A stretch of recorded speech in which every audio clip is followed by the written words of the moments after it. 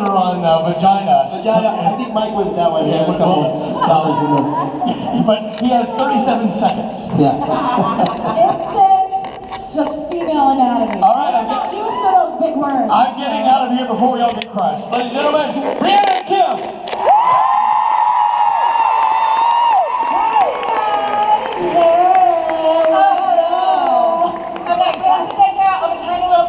First, yes. Go into questions, but who was at the pajama party last night? Okay, no, seriously, here's the thing. Briana and I, we love it because people express their gratitude to us by making things for us, and we love it. We actually made things for you to give you at the pajama party, and I'm a fucking asshole and I forgot. So, if you were at the pajama party last night, just come up here in a little line, I'll get you your present, but we're gonna go carry on with questions and stuff like that. But pajama party people, please come up here so I can get you your present. Yay, cute, cute, it's all happening. Yeah, get all the Will you get my phone? what? Dress the person up here. Oh.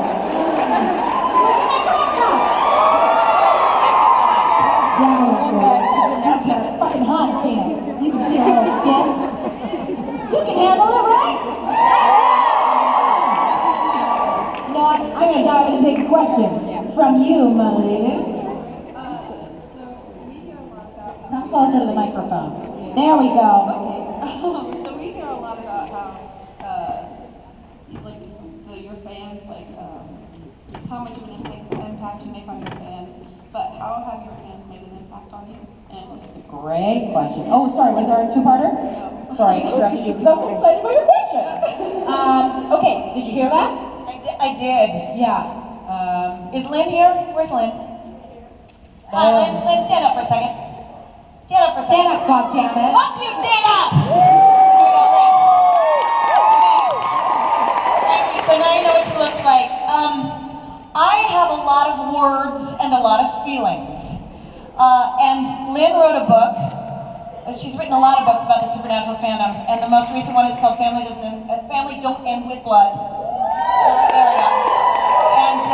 And in that I have a chapter that basically says, if I had to sum it up in a way that doesn't make me cry, because it's too early for that, is you make me braver and you make me better. And I would never be who I am, a person that I've decided I like, if it weren't for you.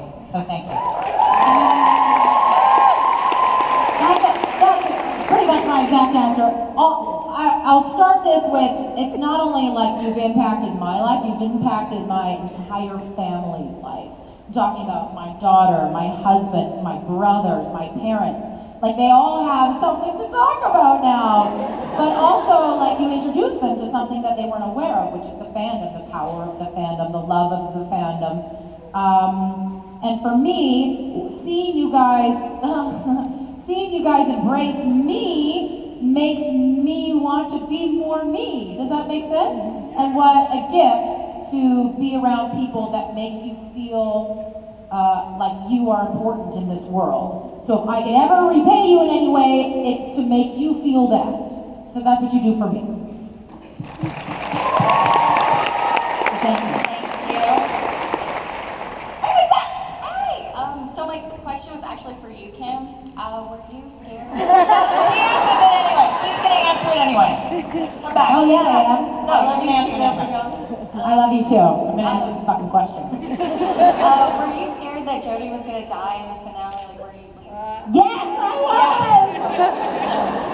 Dude, I'm scared Jodie's gonna die every single time they call her, like, hey, we're calling to check your availability. I'm like, do I die? I very famously said that you would know the episode Jodie dies because someone else would be playing her. They make me sign a contract now before they'll let me see the script. I will never know when Jodie dies. Also, I wanted to say happy belated birthday. Thank you. And can we all sing to you? Happy birthday to Kim. Happy birthday to you. Happy birthday, dear Kim.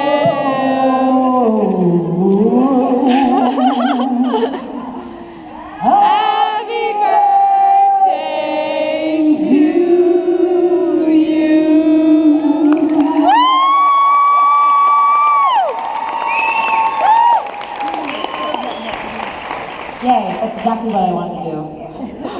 Been trying to birthday Kim Rhodes up all weekend. She has been. And then, but the good news is that Chicago's my turn to turn it around. She set the bar pretty high, but I've got some time to plan. It's my birthday in Chicago. Yeah, you can cheer for that. I've been doing for months, I've been telling everybody that it's my birthday in Chicago, like everybody on the circuit. And today, like Rob was like, yeah, we know. So I'll make people do that. Get excited! Get excited! Hey, Briana was born! He's so terrifying. Yeah. You know why? It's because I used to think birthdays were silly and lame. Like after like 25, I was like, it's just a birthday, who cares? And I had a girlfriend who went, no, this is your day. This is your day. You were fucking born on this day. You celebrate. And so now I do. Now I just celebrate. And every day, or every birthday that I get means I'm 1 year older, means I got to spend one more glorious year on this planet, and that's something to celebrate.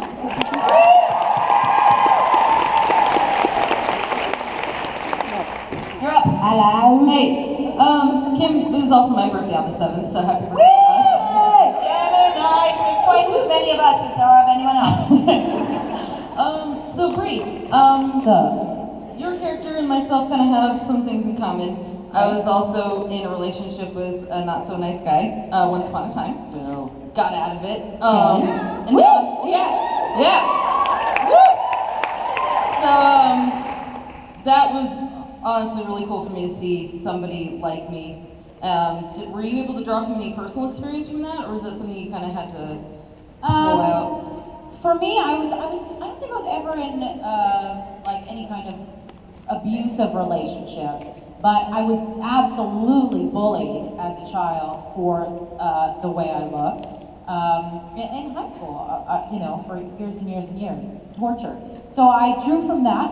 I was bullied for being overweight when I was in high school, and I did the same thing that Donna does, which is she hides her sadness behind smiles, right? And I did the same thing in high school. I did it behind jokes, and continued to do that up until I decided to make healthier changes in my lifestyle, and then the comedy just stuck, luckily. But it's a kind of a blessing to have those levels in a character like Donna. It's so funny because Kim and I were watching Hibbing 911, the episode where we met, yes, last night at the party. And neither of us, I've seen it a few times, but I hadn't seen it in so long. And I was like, oh fuck, like we talk about our characters so much, but I wasn't on last season, which I will tell you 17 times during this panel. I'm so okay with it though. I hadn't seen Donna in a long time. Like we talk about her and we, do imitations of her, but you're like, oh yeah, she's a sad gal. You forget it. And the last episode I was in was great because, she became a hunter. And I'm just gonna take these stairs with me here. It was exciting to see the levels of Donna, and that's thanks to the writers. They could make her a very, boring, one-dimensional female character, because that's very common in television. But they didn't, and so I'm lucky that I get to have these things, these little nuggets to play with, which are awful and sad, but they're things that human people go through. And I think that's important in a show like Supernatural. Representation, right? Yes. Thank you. There's something blinking on the stage. I think you should probably crush it. What would happen if I pushed a button? You're gonna get in so much trouble. No, still. Oh, I made it change colors. Rob is gonna get mad at you. Then he shouldn't have left something shiny on stage. He's met me. Hi. I just want to tell you guys that you guys are great. Hold on, Kim's got something shiny. Give me 1 second. They left the shakers too. They always leave the shakers. Are they drunk already? Why did they am. Sorry, your question is far more important to me. But it's shiny and it makes noise. Hi. I just want to let you guys know that you guys are great role models for younger women watching the show and growing up. And both of your characters like suffered and went through a lot of stuff, and I want to know if you guys have any tips for younger women or just people in general how to get through tough days.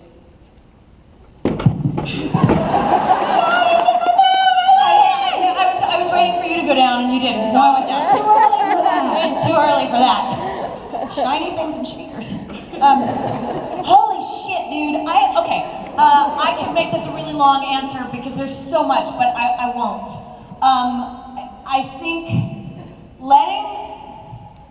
there's something very primal in reaching out here when I need.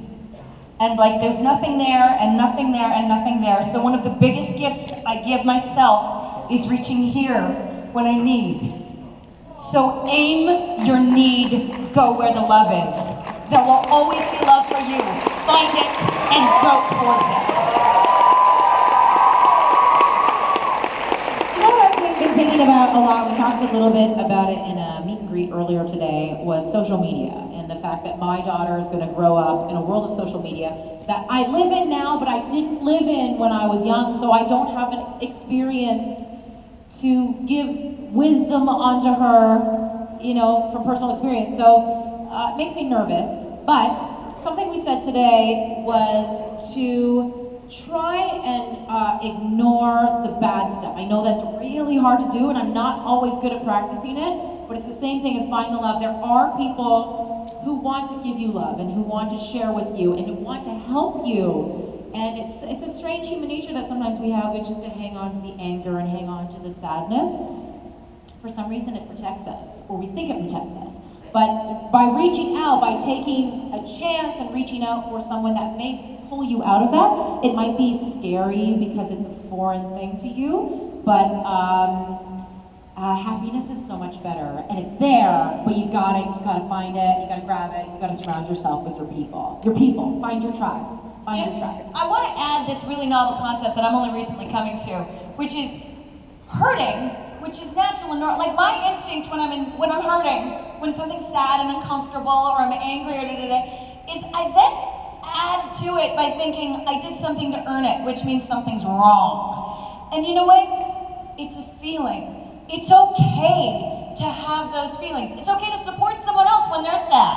Like my instinct when someone I love is sad is be like, don't be sad, stop being sad. I'm uncomfortable with your sadness. And really, honestly, the loving thing towards myself and the loving thing, I'm not saying get down and roll around in it and like, this is my new identity is I'm pain. Because that doesn't really serve me. I've done that too. Believe me, I'm speaking from experience. But I hurt. It's part of life. I will get through it. It's okay that I'm here right now. It doesn't mean I've done anything wrong. And when someone else is in pain, a loving thing I can do is just be like, I witnessed this. I'm here. I love you just as you are. We'll get through it together. So I do that for myself and I try to do that for other people. Thank you. Yeah. Hi. My question is for both of you, what's it like playing badass women on television? Fucking awesome! But also, as I was saying earlier, it is important, I think, to note that women don't have to be badass to be on television. They can be lost, they can be sad, they can feel weak, and they still are people on this planet that need to be represented. I think Hollywood really doesn't know what to do with women, and so there's this new trend, which is great, to have badass, strong women. But there are times, as a woman, where I am not badass, and I am not strong, and I'm still existing in this world, and I need to be represented. While I love playing a badass woman, and I love being a representation of what I always want to see in myself, and that is really a priority for me. I am a complicated, complex woman, and I think that it is important for people to remember that about women. They are complex, and that is okay. Thank you. Thank you. Thank you. Hello. Hi. First of all, I want to say, Brie, I think you're beautiful. I think you're awesome. But my question is for Kim. I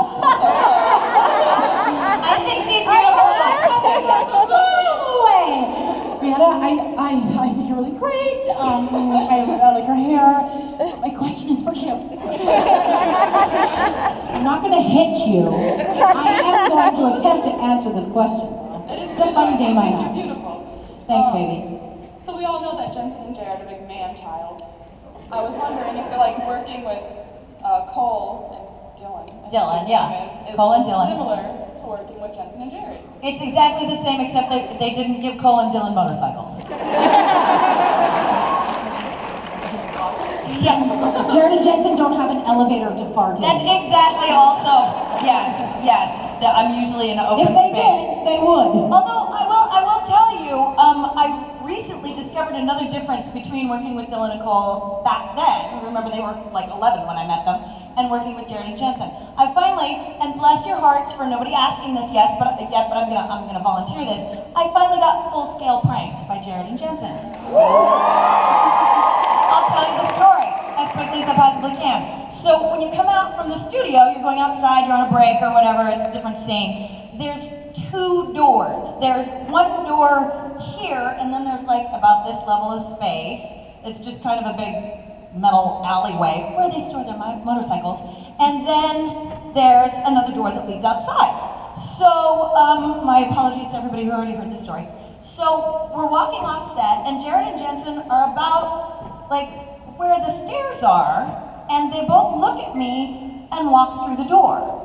Now, they're the kind of dudes that if I'm usually this far away, they'll wait and hold the door for me. That's how they roll. They're just that kind of guys. And they didn't. So I immediately assumed they were pissed at me. And I'm like, what the fuck did I do? God, oh my God, I don't know. And I opened the door, and because of my body, I walked into the alley and I went like this. And there's Jensen, like, who does this? And like leans against the wall. And my brain was just engaged enough to go, huh, that's odd. When Jared goes,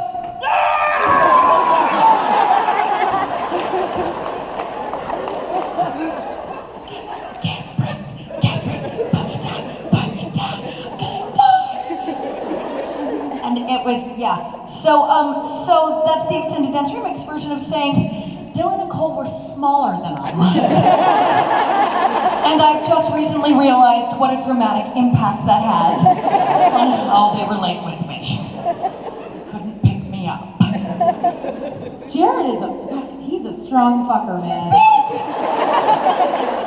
And he's like, you look at him and you're like, yeah, he's a big guy. But until he comes up to you and he's like, hey, Brianna. You're like, this man will kill me. He will kill me one day. He doesn't know his own strength. Thank you. Yes, thank you.